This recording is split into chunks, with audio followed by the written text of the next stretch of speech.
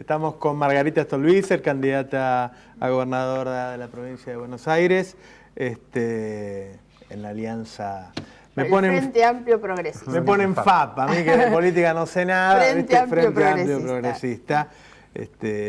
Con que candidato lidera a presidente. Wiener, sobre todo. Wiener. Bueno, una primera mirada de, ¿qué cambiarías vos en la provincia de Buenos Aires si fueras gobernadora? Primero que nada, la provincia viene necesitando un cambio desde hace mucho tiempo. Hace más de 20 años que gobierna el mismo partido político y la verdad es que la situación y la condición de quienes vivimos en la provincia de Buenos Aires viene sufriendo un deterioro cada vez más grande, pese a las buenas condiciones que ha tenido la Argentina, que obviamente tiene la provincia de Buenos Aires, por tratarse de la provincia más grande y más rica del país, que debería ser el motor de la Argentina en realidad. Sin embargo, quienes vivimos en la provincia, y yo siempre destaco y subrayo el quienes vivimos, porque de los muchos candidatos que aparecen diría que casi ninguno vive en la provincia de Buenos Aires. Yo ahí nací y ahí me acuesto y me levanto todos los días. Y entonces realmente cuando uno manda a los chicos a la escuela en la provincia, los chicos adolescentes salen a la calle en la noche en la provincia de Buenos Aires, uno recorre los hospitales de la provincia de Buenos Aires, la verdad es que el nivel de deterioro en esta provincia tan pujante y tan rica es una cuestión inexplicable. Esto tiene que ver sobre todo con que no se ha puesto el valor que la provincia tiene, que es su riqueza territorial, es lo que la provincia está en capacidad de producir, para que eso se vuelque realmente en un proyecto de desarrollo productivo que genere igualdad, que genere inversiones, que genere empleo. Y bueno, estas son las cuestiones centrales en la provincia de Buenos Aires. Yo creo que hay una herramienta central que uno tiene que pensar tanto para lo nacional como para lo provincial, que es la herramienta con la cual uno puede pensar previsibilidad, productividad, competitividad, empleo, igualdad, que es el sistema impositivo, la verdad. Así como creo que en el plano nacional la mayor deuda del gobierno de los Kirchner es no haber hecho ningún avance, teniendo todas las condiciones y el poder para hacerlo, una reforma de nuestro sistema tributario y que sigamos teniendo actividades altamente rentables que no pagan impuestos. En la provincia de Buenos Aires la situación es similar o peor. El 80% de lo que se recauda proviene de impuestos que gravan el consumo y la producción, ¿no? Y no hay prácticamente ninguna imposición a la renta y al patrimonio. Y estos son los elementos centrales. Esto lo digo también porque en campaña se escuchan muchas veces candidatos que dicen voy a recuperar los puntos de coparticipación. Algunos hasta lo ponen como prioridad. Y yo digo, no solamente es una mentira, sino que además es, desde mi punto de vista, no obedece a una concepción realmente progresista en el cual la provincia más grande debería cooperativamente intentar no sacarle a Formosa o al Chaco, sino al contrario, ¿no? Entonces me parece que estos son los planteos de reformas estructurales que la provincia necesita. Hermes Vines usó una frase interesante, una consigna, referida a la cuestión, a toda la cuestión de seguridad, que son los temas de discusión en muchos territorios y en la provincia de Buenos Aires y en el conurbano muy especialmente. Él dijo duro con la delincuencia, y más duro con las causas, ¿no? O sea, exactamente.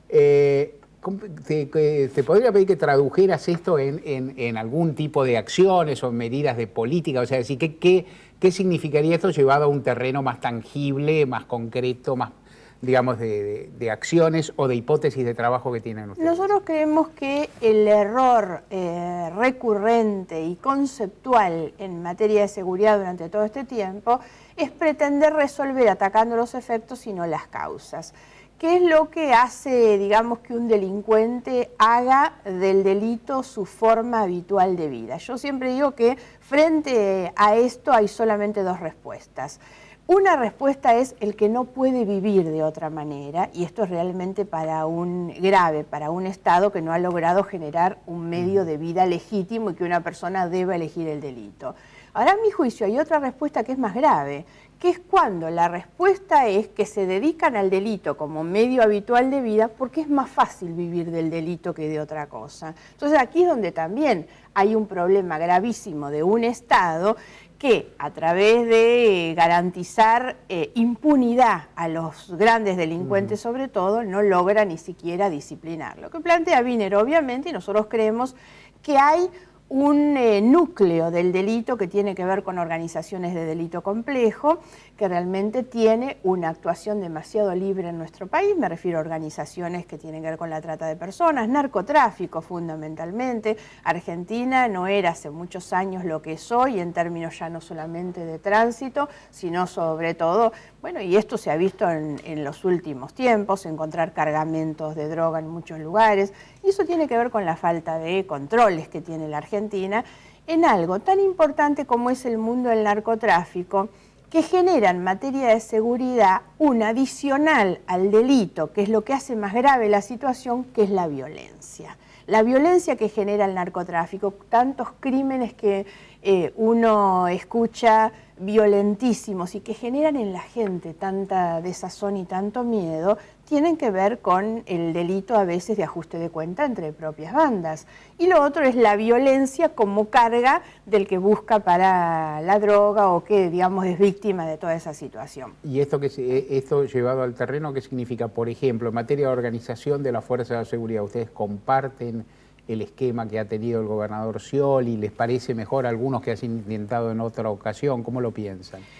En realidad insisto con que para nosotros hay errores recurrentes, siempre intentando asumir medidas efectistas. Scioli anunció el año pasado, me acuerdo, un paquete de medidas que eran 16 medidas para la seguridad. Cuando uno las empezaba a analizar, eran creación de una fiscalía, ampliación de un juzgado, cambio de competencia, no tenía nada que ver. Cuando nosotros planteamos las causas, esto tiene que ver, reconocer lo que le llamamos la prevención directa y la prevención indirecta. La prevención tiene que ver con causas sociales, pero también tiene que ver con la patrulla o la policía de acercamiento, como se le llama a veces, que eso disminuye las causas del delito. Después hay cuestiones, uno tiene que poner el gobierno en función del objetivo que quiere atender.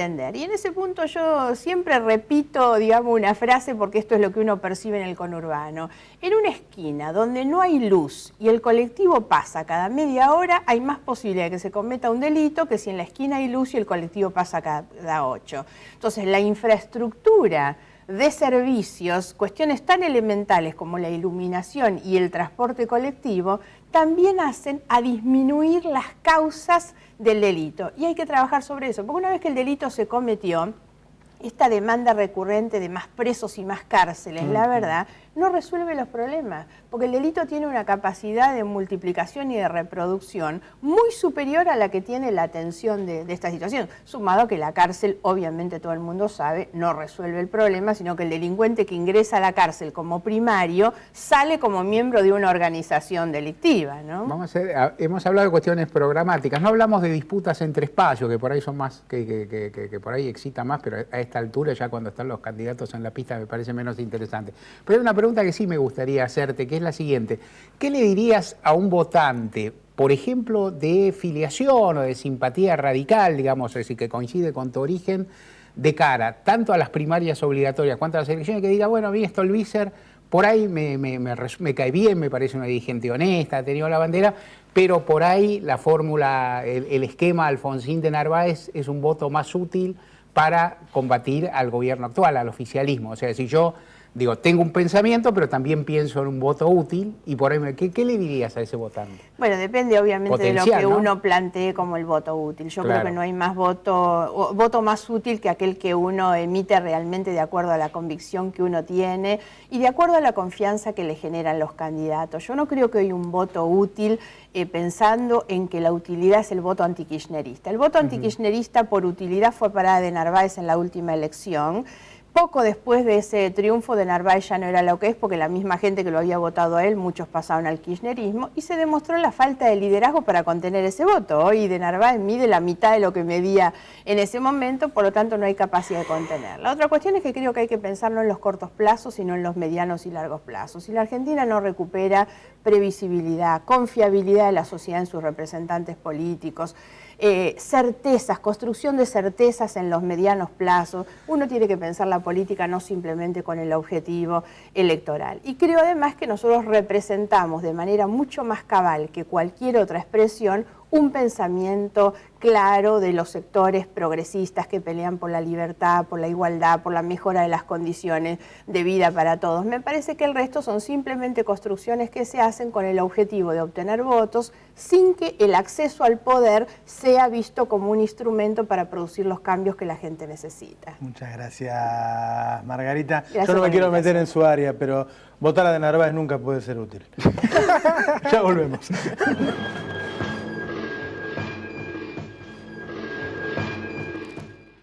Y sus ritmos, el tiempo y sus mandatos, el tiempo y sus designios, como está señalado en el Eclesiastés, me llevan hoy a leer este comunicado a la nación venezolana y a la opinión pública internacional, muy pendientes como sé han estado de la evolución de mi salud, desde que hace varias semanas comenzó a dar muestras evidentes de deterioro.